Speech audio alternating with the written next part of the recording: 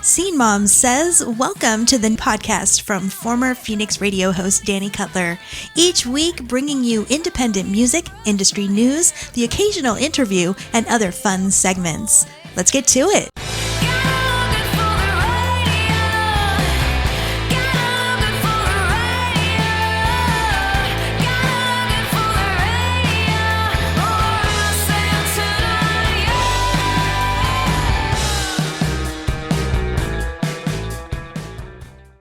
Scene Mom says hello and welcome to episode 90. I'm Danny, your host and Scene Mom, and as always, thank you for joining me. I know, it's only been a week this time. Miracles still happen, my friends. I hope you have had a good week. Things in my little corner of New England have been pretty good. I'm still keeping busy, but I have a little more of a handle on things this week. I'm also working on getting ahead on several things before I start my big damn drive, trademark, across the country. I'll be working while away, but when I'm actually traveling, it won't be quite as easy. It'll be more like checking in. I am getting more and more excited, though. I already have 3 shows in my calendar that I'm hoping to see. Even the travel sounds pretty good right now, although 6 months ago when I decided to do this, gas prices were much more reasonable. I can't wait to share my adventures with you, but you're just going to have to follow along on Instagram to see what's up, because after next week, there will not be another show until April the 30th. All right, well, back to this show. I have got a couple of music news stories for you, music history, a marketing tip, and a good, somewhat nerdy, science-y music news story to share this week. And I've got 5 indie tracks, which include a couple of previews. So let's get back to the music with another feature from one of our artists that are playing the very first Montapalooza in May.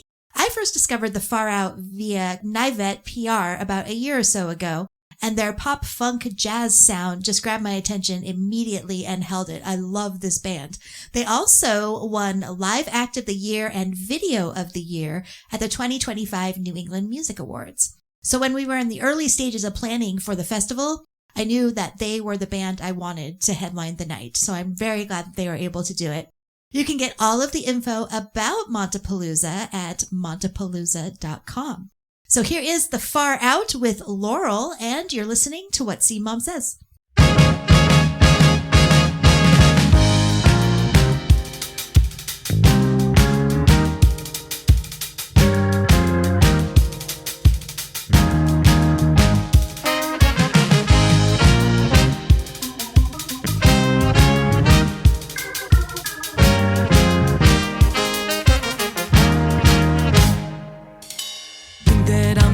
Showing up to see you.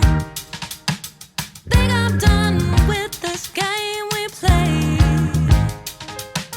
making it too easy just to dream you. What does it mean that you turn to me that way? We're raising these vibrations, baby, bouncing off each other, a combo like no other, and we both know it.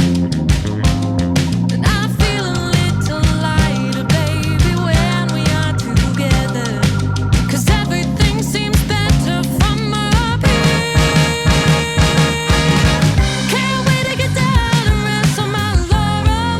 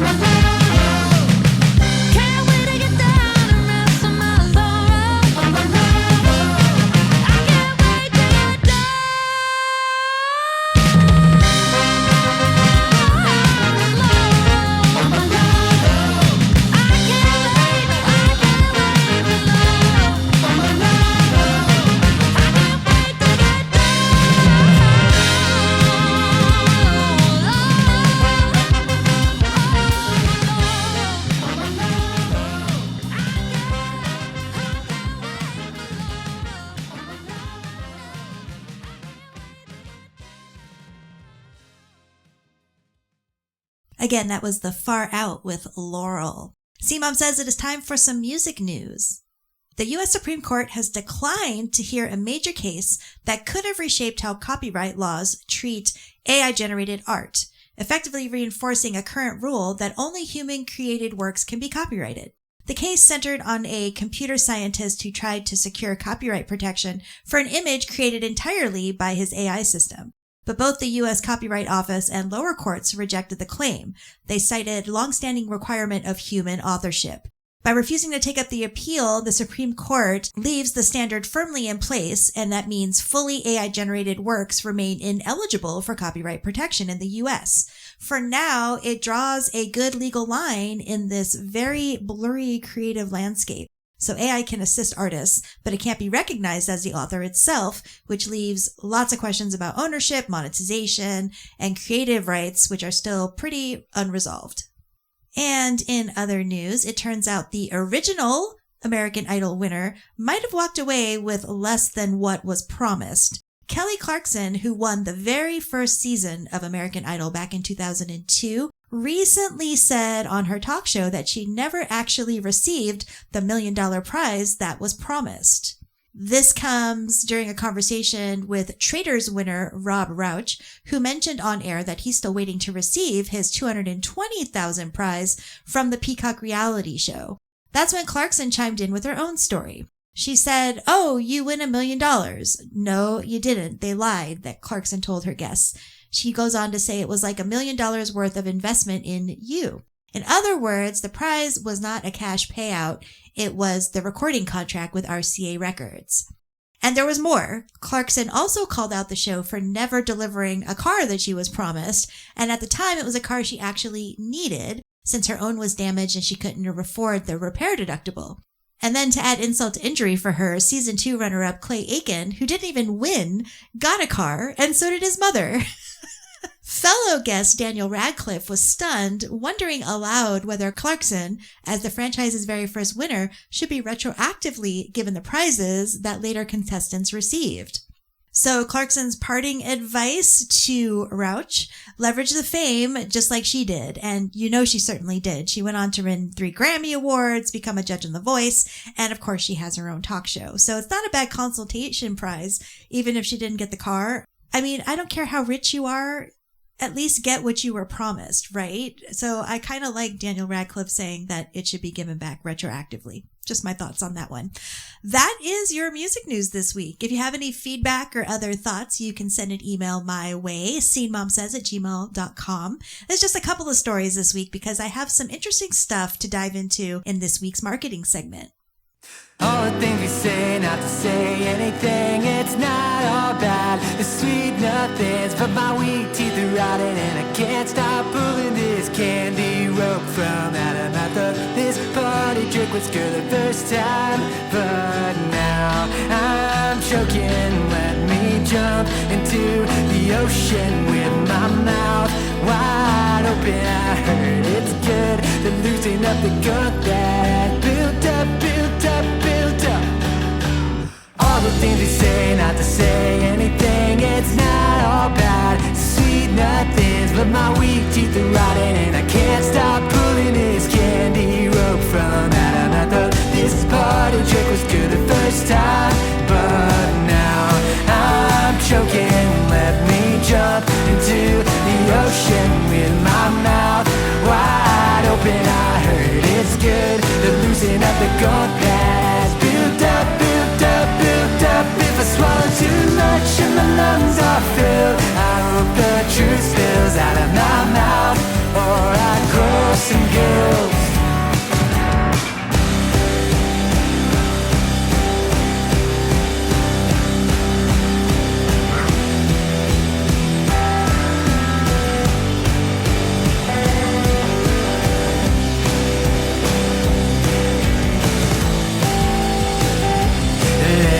Jump into the ocean with my mouth wide open. I heard it's good to loosen up the gunk that has built up, built up, built up. If I swallow too much, and my lungs are filled, I hope the truth spills out. Too much.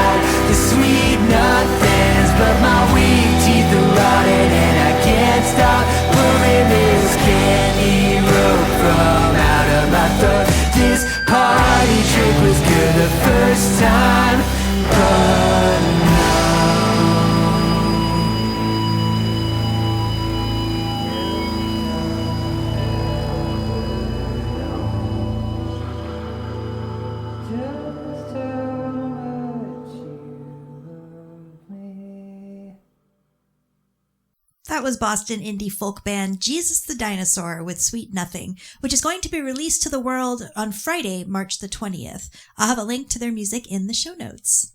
C-Mom says it is time for some music history. On March 16th in 1964, the Beatles released Can't Buy Me Love in the US, which shot to number 1 on the Billboard Hot 100 and sold over 2 million copies in its opening week, the first Beatles hit that was recorded outside of Britain. On March 16th in 1999, the RIAA held its first ever Diamonds Award ceremony in New York, recognizing 46 acts including Led Zeppelin, Pink Floyd, Metallica, Elton John, and the Eagles. On March 17th in 1984, Van Halen reached number 1 on the Billboard Hot 100 with Jump. It was their only chart-topping single, with the accompanying album eventually selling more than 20 million copies.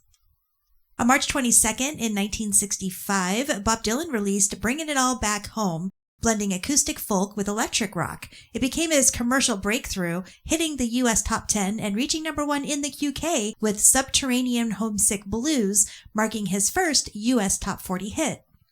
And on March 22nd in 1980, Pink Floyd topped the Hot 100 with Another Brick in the Wall Part 2. It stayed there for 4 weeks, which is a rare chart hit for the band. And that is some music history for you this week.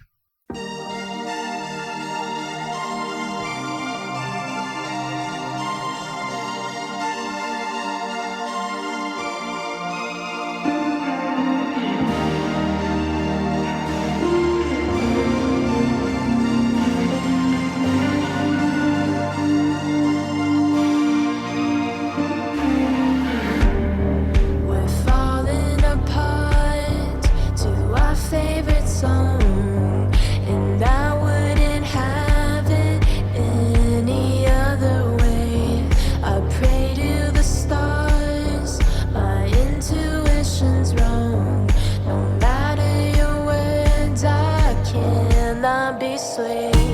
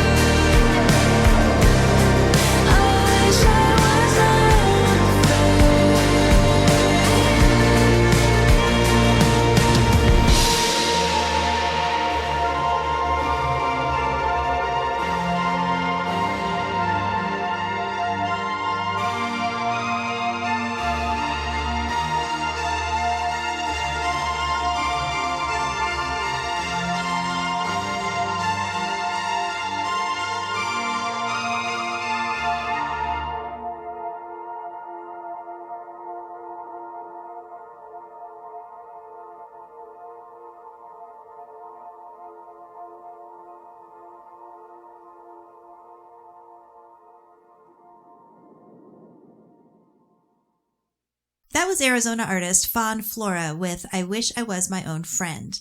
The video for this song was selected for the inaugural music video selection at the Phoenix Film Festival, which is happening in April. So very happy for them. Scene Mom says it is time for your marketing promo tip of the week. Take another look at promoting and advertising on podcasts. Everyone knows about social media advertising. Meta, TikTok, YouTube. They have become the default, quote, modern alternative when marketers want to move budget away from other places like television. But there is an overlooked channel that people don't think about, and it's delivering really good results, and that's podcasts. I know I have brought this up before in past episodes, but there's new research from Edison Research and Nielsen, and it makes the case for this with some real numbers. A major pharmaceutical advertiser had been putting 100% of its budget into television, 87% broadcast, 13% cable, and they reached 39% of adults ages 18 to 54. They moved 5% of that budget into podcasts, and reach jumped to 55%. So that comes out to like a 41% lift, and 26 million additional people were reached without adding a single dollar to the overall spend. Now, social media ads can absolutely play a role in a smart media mix, but it comes with a lot of challenges. There's banner blindness, skip buttons, ad fatigue, and audiences that have grown increasingly adept at tuning them out. Podcast advertising is different. Listeners are more engaged when they're listening to podcasts. They're loyal to the podcast that they're listening to. And often they're listening without the option to really look away. So when a host reads an ad, or even when a pre-recorded spot runs, it lands in an environment of active, focused attention that social feeds cannot replicate. There is also an audience gap that's worth noting. Podcast listeners tend to skew more educated, affluent, and hard to reach through conventional TV buys. And that's exactly the kind of incremental reach that the Edison-Nielsen data is capturing. They're not people seeing your brand twice, they're people who were not seeing it at all. So to sum that up, before you default to social media for your next budget reallocation, consider whether podcasts might deliver some more bang for that buck, because the data shows that it just might. And, I know that probably all of you listening don't do TV ads for your music or anything like that, but I do see a whole lot of social media ads, and I'm not a good baseline for that because I like to look at the ads because I'm in marketing. But when you think about how people scroll, my husband tells me all the time, every ad, hide, doesn't even read them, does not care about them. And if he's one person doing it, there are dozens upon dozens doing that as well. So you have to look at other forms of getting the word out. So podcasts is great. Also newsletters and being on other people's newsletters. There's lots of ways to do it. So let's make this year the year of marketing and promoting with intent and really being intentional about where you put your ads. If you want to chat more about marketing and promoting your music or brand, you can schedule a consultation with me at dannycutler.com. And I've got that twice monthly newsletter for more and the private Facebook group. And of course, all the links will be in the show notes. At the tone, please re-record your message. At the end of your message, press 1.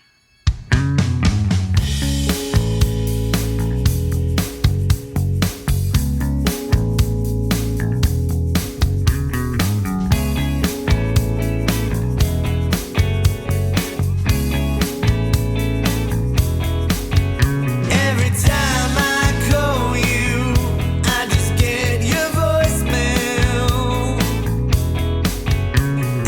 time I call you, I just get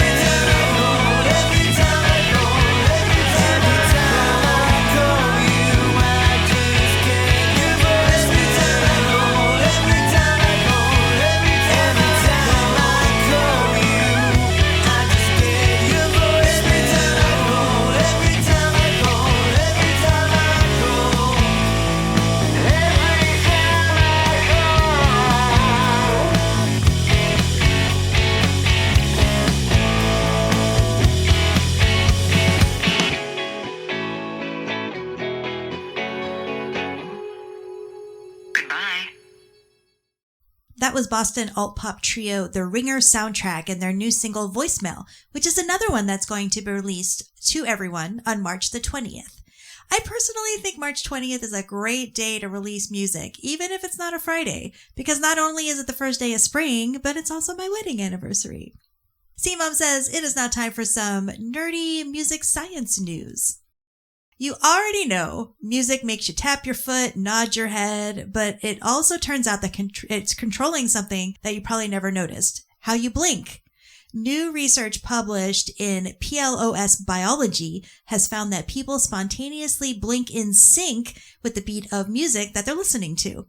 Researchers used a high-speed eye tracking system, and they were stunned to find that non-musicians instinctively blinked in sync with the beat structure of Bach chorals. Not on every single beat, which would be exhausting, but in a meaningful rhythmic pattern. As the study's co-author put it, our eyes spontaneously dance to the rhythm of what we hear. Now, there are some caveats, of course. The synchronized blinking faded when the music was sped up to 120 beats per minute, and it also disappeared when participants were asked to focus on a visual task, suggesting that active listening is required. The brain, it seems, reassigns its rhythmic processing to whatever you're most focused on. This fits into a very broad picture of how deeply music affects our bodies. Music activates motor areas of the brain, which is why even sitting perfectly still while listening can produce a felt sense of motion. People naturally sync their steps to a beat at the gym, drive faster to pulsing music, and those with Parkinson's disease were known to walk more steadily when music is playing. And it's not just whether you move, it's how you move. Separate research found that songs with a strong beat and abrupt sound changes make listeners want to bop up and down, while music with a smooth timbre and gentle transitions tend to trigger side-to-side swaying. I mean, I think about concert experiences, and it's like, yeah, if you are strong beat, everyone's bopping up and down, and when they slow it down for one of their slower tracks, you kind of sway, and that's when you see... Well, I was going to say lighters, but that just shows I'm a child of the 70s and 80s. But everyone uses their phone flashlight now, and you see it swaying back and forth. Same thing. So the takeaway is runners and Parkinson's patients might benefit more from music with a strong vertical beat, while horizontal flowing music might be better suited for stretching or yoga. And it suggests that our playlist could be much more targeted to harness these innate reactions. And we all kind of do that anyway. So that's a pretty cool little thing.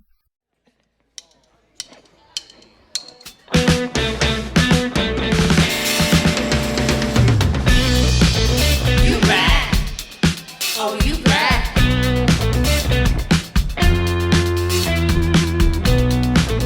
You back. Oh, you back. The way you stop and chase the urgency, I just wanna kick it with you. You got me nervous like an emergency. I know I can hang with you. You bad. Oh, you bad. I'm on the level. I will take you higher. Come on. You bad. Oh, you bad. I'm big and nasty. I will be your King Kong.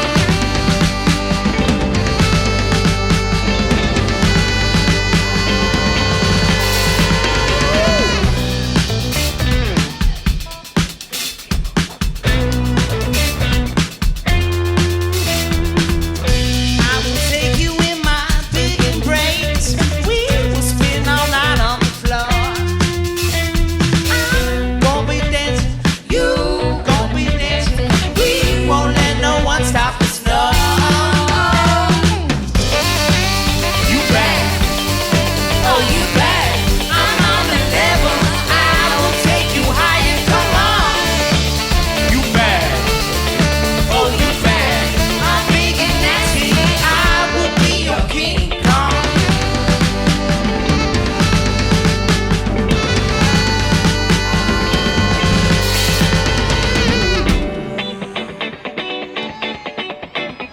Come on, baby. Baby, you know you bad. Come on. All right. I want to hear them horns. Come on.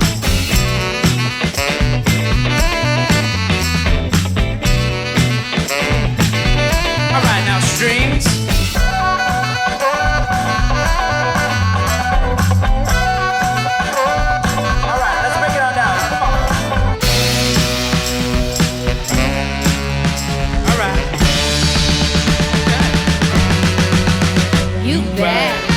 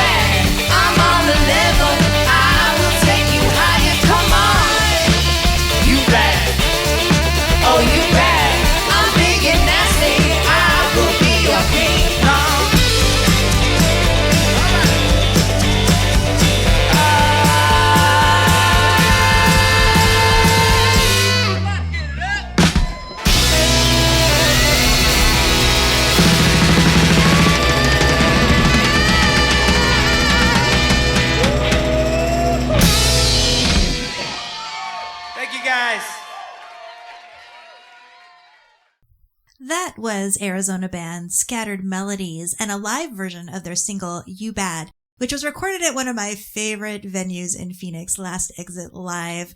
I wanted to add that song because they are going to have a show at the Tempe History Museum while I'm in Arizona.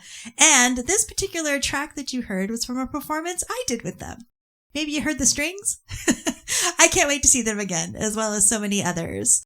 All right, that is it for episode number 90. Links to all the music and news that you heard this week will, of course, be in the show notes. If you have any feedback, you can always get in touch on social media. scenemomsays on Facebook and dcutleraz everywhere else.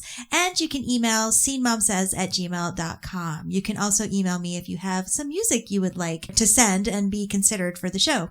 If you like what you hear, please share. It helps support all of these amazing artists and myself as well. Thanks as always for listening, and you'll hear me again soon.